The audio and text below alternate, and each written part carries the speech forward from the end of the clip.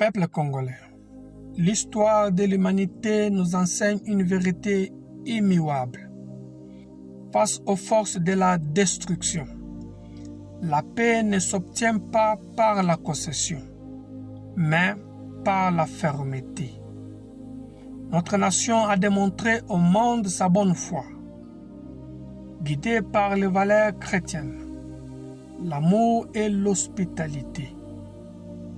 Le peuple congolais a tendu la main, mais l'adversaire a confondu notre sagesse avec de la faiblesse. Depuis près de 30 ans, le bilan est insoutenable. Les estimations font état de plus de 6 à 15 millions de morts. Nous avons perdu plus de 15 millions de nos concitoyens à l'est de la RDC. Ce sacrifice tragique dépasse l'ensemble de la population globale du Rwanda, estimée à près de 14,9 millions d'habitants en 2026. Le temps est venu de dire stop. Le temps est arrivé de parler avec fierté et gravité à nos soldats, à nos Wazalendo et à nos populations. Chaque jour, l'ennemi frappe nos lignes. Ils croient nous faire plier. Ils ont cru installer la peur dans nos rangs, nos villages et au sein de notre population à travers les réseaux sociaux. Ils ont célébré leur lâche agression comme une victoire. Ils ont tort.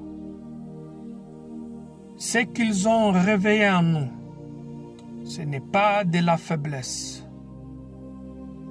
C'est une fureur méthodique.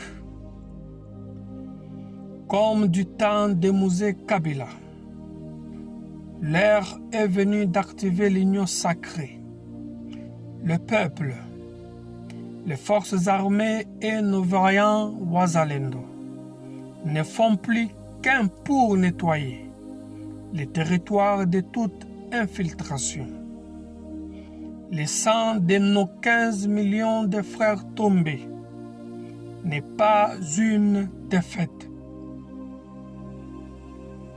C'est le carburant de l'enfer qui va s'abattre sur l'agresseur.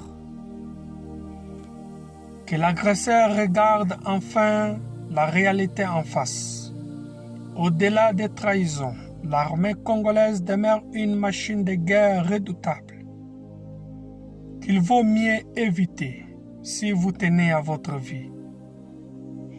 Nous ne nous laisserons jamais intimider. Le président Félix Tshisekedi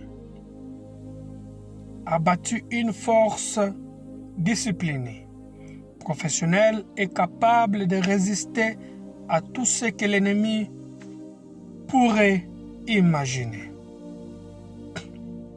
Quiconque songe à renforcer ou à armer le Rwanda avec des munitions et des renseignements contre nos FARDC, nos Wazalendo et nos citoyens doit comprendre l'absolu d'une guerre d'usure face à notre détermination. Regardez les chiffres incontestables. Aujourd'hui, la RDC possède une armée massive avec environ 150 000 à 166 000 militaires actifs, là où le Rwanda dispose d'un effectif beaucoup plus réduit, estimé à seulement 30 000 ou 40 000 hommes. Sur le plan stratégique et selon les derniers classements mondiaux, les FARDC occupent fièrement le 8e rang de puissance militaire en Afrique. En face, le Rwanda ne figure même pas. Dans les top 20 africains. Nous sommes les géants de cette région.